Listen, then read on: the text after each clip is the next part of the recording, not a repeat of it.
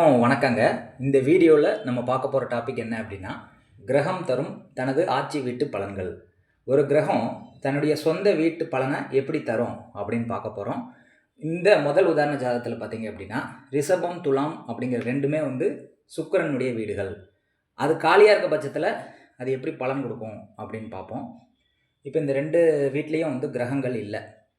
அப்போ இது எப்படி பலன் கொடுக்கும் அப்படின்னா, எப்பயுமே ஒரு வீட்டினுடைய பலன் எப்படி எடுக்கணும் அப்படின்னா, இப்போ ரிஷபத்திலயோ துலாம்லையோ ஏதோ ஒரு கிரகம் இருக்குது அப்படின்னா, அந்த கிரகம் தான் அந்த வீட்டை ஆளுமை பண்ணும்.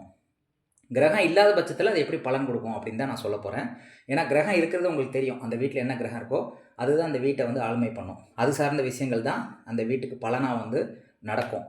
இந்த வீட்டு அதிபதி எப்போ வேலை செய்யும் அப்படின்னா, எந்த கிரகமும் அந்த வீட்டை தொடர்பு கொள்ளாத பட்சத்தில் அந்த வீட்டு அதிபதியை நம்ம எடுக்கணும்.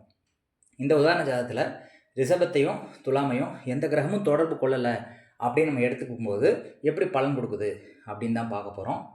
இப்போ உதாரணத்துக்கு தனுசு லக்னம் எடுத்துக்கிறோம்.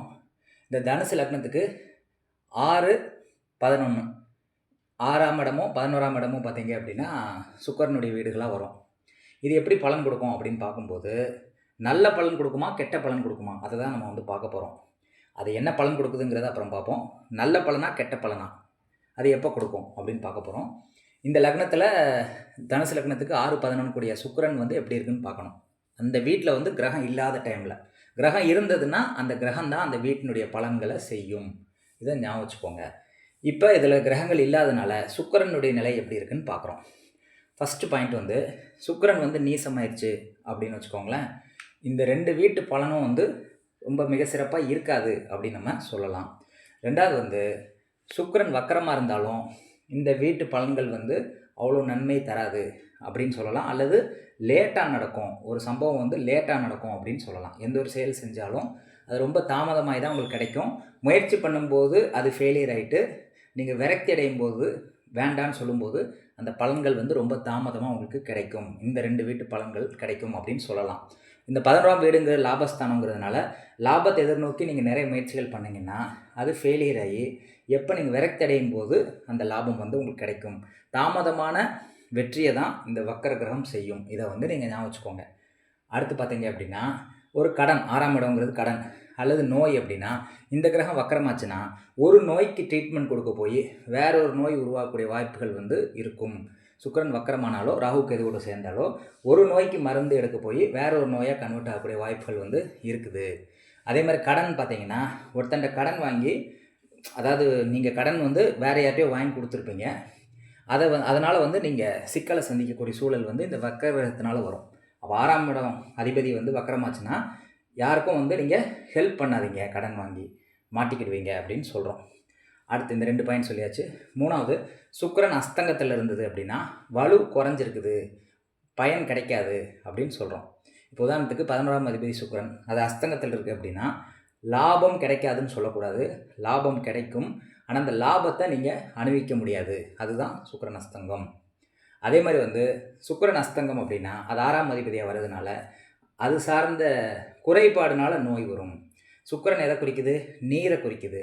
அப்போ நீர்த்தன்மை கம்மியாகிறதுனால வரக்கூடிய நோய்கள் வரும். அடுத்து பார்த்தீங்கன்னா சுக்கிரன்கிறது ஹார்மோன். அப்போ ஹார்மோன் குறைபாடுனால வரக்கூடிய நோய்கள் வரும். அந்த மாதிரி இது எந்த இடம் அப்படின்னா ரிஷபராசிங்கிறது காலச்சக்கரத்துக்கு 2ஆம் இடம். அப்போ கண்ணில் நீர்த்தன்மை கம்மியாகிறதுனால வரக்கூடிய நோய்கள் வரும். அப்போ நீர்த்தன்மை குறைபாடுனால் வரக்கூடிய நோய்களை அவர் சந்திப்பார்னு சொல்லலாம். அதே மாதிரி லாபம் ஸ்தானத்தில் சுக்கிரன் அதிபதியாக வர்றதுனால, சுக்கிரன் அஸ்தங்கத்தில் இருந்தால் லாபம் கிடைச்சி அது அவருக்கு பயனளிக்காது அப்படின்னு சொல்லலாம். அல்லது 11ஆம் இடங்கிறது மூத்த சகோதரனை குறிக்கிறது. மூத்த சகோதரனால் உங்களுக்கு பெனிஃபிட் கிடைக்காது அப்படின்னு சொல்லலாம். இந்த மாதிரி நிறைய விஷயங்களை நம்ம சொல்ல முடியும். இது 3வது. 4வது சுக்கிரன் என்ற நட்சத்திரம் அஸ்வினி நட்சத்திரத்தில் நிற்கிது. நம்ம டைரெக்டாக பார்த்தா எப்படி இருக்கும்? 5ஆம் இடத்துல சுக்கிரன் உட்காந்துருக்குது, நல்ல பலன் கொடுக்கும்னு சொல்லக்கூடாது. சுக்கிரன் என்ற நட்சத்திரம் கேது நட்சத்திரம். அந்த நட்சத்திர அதிபதி சுக்கிரன் என்ற ராசிக்கு 8ல் போய் நிற்கிது. ஒரு கிரகம் தான் என்ற நட்சத்திரம் அந்த கிரகத்துக்கு 8ஆம் இடத்துல இருந்தால் அது சிக்கலையும் பிரச்சனையும் தான் தருமே தவிர நல்ல பலன்களை கொடுக்காது. இப்போ சுக்கிரன் அஸ்வினி நட்சத்திரத்திலேருந்து அஸ்வினி கேதுனுடைய நட்சத்திரம். அந்த கேது விருச்சிகத்தில் உச்சமடையுது அப்படின்னு எடுத்துக்கிட்டாலும் அது 8ஆம் இடமா வர்றதுனால, அது இருக்கக்கூடிய இடத்துக்கு 8ஆம் இடமா அது வர்றதுனால, மறைமுகமான பெனிஃபிட்டை தான் அது கொடுக்கும் அப்படின்னு நம்ம சொல்ல முடியும். இது 12ஆம் இடங்கிறதுனால 12ஆம் இடம் சார்ந்து பெனிஃபிட் கிடைக்கும். ஆனால் மறைமுகமாக தான் கிடைக்கும்.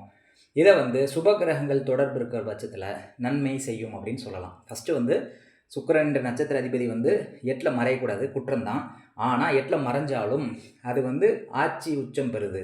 கேது வந்து உச்சம் பெறக்கூடிய இடம் அது. அதனால் வந்து மறைமுக நன்மைகளை செய்யும்.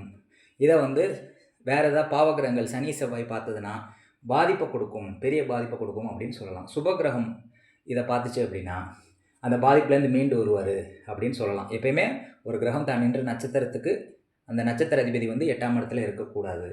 இருந்தால் பெரிய நன்மைகளை செய்யாது. இங்கே சுபகிரக தொடர்பு இருக்க பட்சத்தில் அதிலேருந்து தப்பிக்கலாம் அப்படின்னு சொல்லலாம். அப்போ ரிஷபம், துலாம் போன்ற ராசிகளுக்கு வந்து மோசமான பலன் தரும் அமைப்பு தான் இந்த 4 பாயிண்ட்டு.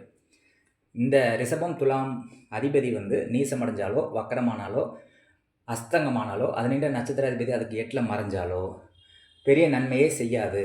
அப்போ இந்த 2 கட்டமும் வந்து பெனிஃபிட் பெரிய லெவலில் கொடுக்க முடியாது அப்படின்னு சொல்கிறோம். காலியாக இருக்க பட்சத்தில் கிரகம் இருந்தது அப்படின்னா அது பலன் மாறுபடும். அந்த கிரகம் வந்து அந்த இடத்த வந்து கண்ட்ரோல் பண்ணும்.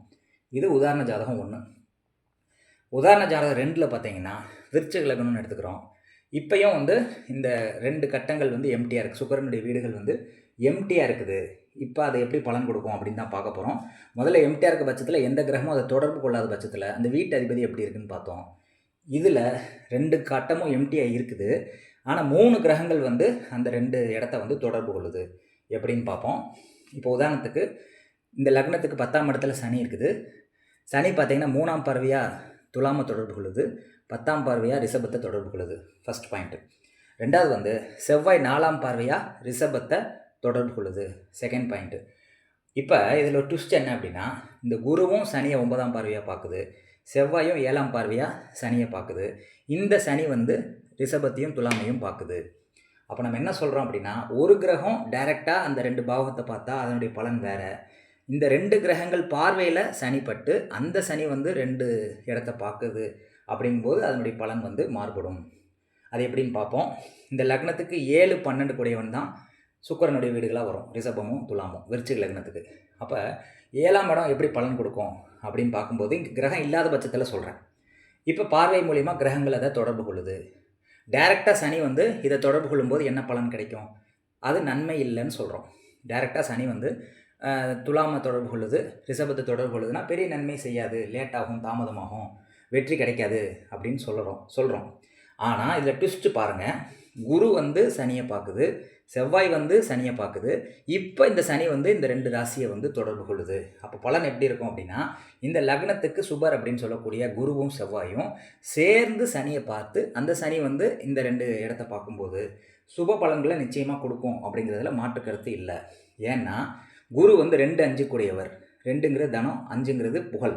அப்போ தனத்தையும் புகழையும் குறிக்கக்கூடிய ஒரு கிரகம் வந்து சனியை தொடர்பு கொள்வது சிறப்பு. செவ்வாய் அப்படிங்கிறது லக்னாதிபதி, அவரும் சனியை தொடர்பு கொள்வது சிறப்பானது.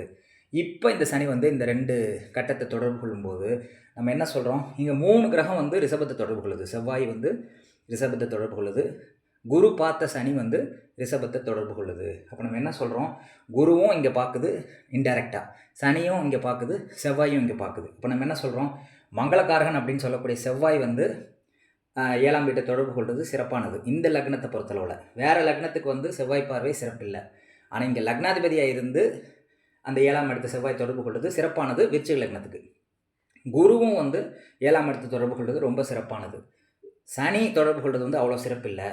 ஆனால் குரு, செவ்வாய், சனி 3மே சேர்ந்து தொடர்பு கொள்வதனால திருமண வாழ்க்கை எப்படி இருக்கும் அப்படின்னா, குருங்கிறது பணம், பதவி, செவ்வாய்ங்கிறது நிலம், சனிங்கிறது தொழில். இந்த 3 கிரகமும் 7ஆம் இடத்தை தொடர்பு கொள்ளும்போது நிலம், வளம், செல்வம், தொழில் இந்த மாதிரி எல்லாமே இருக்கக்கூடிய ஒரு பெண் வந்து வரனா வந்து அமையும் அப்படின்னு சொல்கிறோம். இங்கே செவ்வாய் சனி தொடர்பு கொள்றதுனால 7ஆம் இடத்துல உங்களுக்கு வந்து டிலேடு மேரேஜ் நடக்கும். ஆனால் குரு அங்கே தொடர்பு கொள்வதனால டிலேடு மேரேஜ் நடந்தாலும் நன்மையான முறையில் மேரேஜ் நடக்கும். ஏன்னா 2ஆம் இடத்துலேருந்து குரு தொடர்பு கொள்ளுது 7ஆம் இடத்தை. அப்போ அது ரொம்ப சுப பலனையே தரும். அதை டைரெக்டாக தொடர்பு கொள்ளலை, சனியோட தொடர்பு கொண்டு அதுக்கப்புறம் வந்து இன்டைரக்டாக தான் அந்த 7ஆம் இடத்தை தொடர்பு கொள்ளுது. அப்போ நம்ம என்ன சொல்கிறோம், லேட்டாக தான் திருமணம் நடக்கும், கஷ்டப்பட்டு தான் திருமணம் நடக்கும். ஆனால் நல்ல முறையில் திருமணம் நடக்கும் அப்படின்னு சொல்கிறோம். வரக்கூடிய வரன் பார்த்திங்கன்னா செல்வம், நிலப்புலன், தொழில் எல்லாமே இருக்கக்கூடிய வரனாக தான் அமைவாங்க அப்படின்னு சொல்கிறோம். இதே 12ஆம் இடத்த இந்த கிரகங்கள் தொடர்பு கொள்ளும்போது செவ்வாய் வந்து சனியை தொடர்பு கொண்டு இந்த சனி வந்து 12ஆம் இடத்தை தொடர்பு கொள்ளுது. குரு வந்து சனியை தொடர்பு கொண்டு இந்த சனி வந்து இந்த துலாமை வந்து தொடர்பு கொள்ளுது. அப்போ 12ஆம் இடம் எப்படி பலன் கொடுக்கும் அப்படின்னா, 12ஆம் இடங்கிறது வெளிநாடு. அப்போ வெளிநாட்டில் போய் சனிங்கிறது தொழில், இது வந்து தனஸ்தானம், தனஸ்தானாதிபதி குரு. செவ்வாய்ங்கிறது பதவிக்குரிய கிரகம். அப்போ தொழில், பதவி, லாபம் எல்லாமே வந்து ஃபாரின் போனால் இவருக்கு கிடைக்கும் அப்படின்னு சொல்லலாம். 7, 12 கூடிய கிரகம் வந்து ஒரே கிரகமாக வர்றதுனால இந்த சுக்கிரனுடைய நிலைமை எப்படி இருக்குன்னு பார்க்கணும். 2 வீட்டினுடைய அதிபதி சுக்கிரன் தானே. அப்போ சுக்கிரன் வந்து பலமாக இருந்தால் இந்த 2லேயுமே வந்து பெரிய நன்மைகள் கிடைக்கும். மேரேஜ் ஆனதுக்கப்புறம் ஃபாரினில் போய் நல்ல தொழில், அதுக்கப்புறம் வளத்தோடு வந்து செட்டில் ஆகிறது எல்லாமே நடக்கும். இங்கே சுக்கிரன் கெட்டுப்போச்சு அப்படிங்கிற பட்சத்தில் இந்த சொன்ன பலன்களை வந்து வித்தியாசம் ஏற்படும். இந்த நல்ல பலன்கள் வந்து நடந்தாலும் அது வந்து பயனளிக்காது அப்படின்னு சொல்லலாம். எப்படி சொல்கிறேன்னு புரியுதா? 7ஆம் இடமும் 12ஆம் இடமும் நல்ல பார்வையினால் தொடர்பு கொண்டாலும் அந்த சுக்கிரன் வந்து ஒரு வேளை நீசமாயிடுச்சு, அஸ்தங்கமாயிடுச்சு அப்படின்னா இந்த பலனை வந்து அவர் அனுபவிக்க மாட்டார். எல்லாமே கிடைக்கும், ஆனால் அதை அனுபவிக்கக்கூடிய தகுதி வந்து அந்த ஆளுக்கு இருக்காது அப்படின்னு சொல்கிறோம். சுக்கிரன் நல்ல நிலைமை இருக்க பட்சத்தில் 100% நன்மை நடக்கும் அப்படின்னு சொல்லலாம். அப்போ ஒரு வீட்டினுடைய அதிபதி எப்போ பார்க்கணும் அப்படின்னா, எந்த கிரகமும் தொடர்பு கொள்ளாத பட்சத்தில் அதனுடைய நிலைமையை வந்து பார்க்கணும். அந்த வீட்டில் ஏற்கனவே கிரகம் இருந்தது அப்படின்னா அந்த கிரகம் தான் அந்த வீட்டை கண்ட்ரோல் பண்ணும். கிரகம் இல்லாத பட்சத்தில் வேறு கிரகங்கள் பார்வை மூலிமா அந்த வீட்டை தொடர்பு கொள்ளுதான்னு பார்த்துட்டு அது நன்மையா தீமையா அப்படின்னு பார்த்துட்டு அதோடைய பலன்களை வந்து நீங்கள் சொல்லணும். சுக்கிரனுடைய நிலை வந்து எப்போ பார்க்கணும் அப்படின்னா, இந்த தொடர்பு கொண்ட கிரகங்கள் நன்மையான முறையில் தொடர்பு கொண்டிருக்கான்னு பார்த்துட்டு, சுக்கிரன் வந்து அந்த வீட்டுக்கு அதிபதி, அது நல்ல நிலைமையில் இருந்தால் நிச்சயமாக நல்ல பலன்கள் நடக்கும். அது கெட்டு போயிருந்துச்சு அப்படின்னா இந்த பலன்கள்லாம் நடக்கும், ஆனால் அதை அனுபவிக்க மாட்டார் அப்படின்னு சொல்லணும். இதுதான் இன்றைக்கி சொல்ல வரக்கூடிய விஷயம். இந்த புரிதல் வந்து உங்களுக்கு கிடச்சிருக்கும்னு நான் நம்புகிறேன். ஒரு கிரகம் தன்னுடைய வீட்டு பலன்களை எப்படி செய்யும் அப்படிங்கிறது உங்களுக்கு தெளிவாக புரிய வச்சுருக்கேன். நன்றி, வணக்கம்.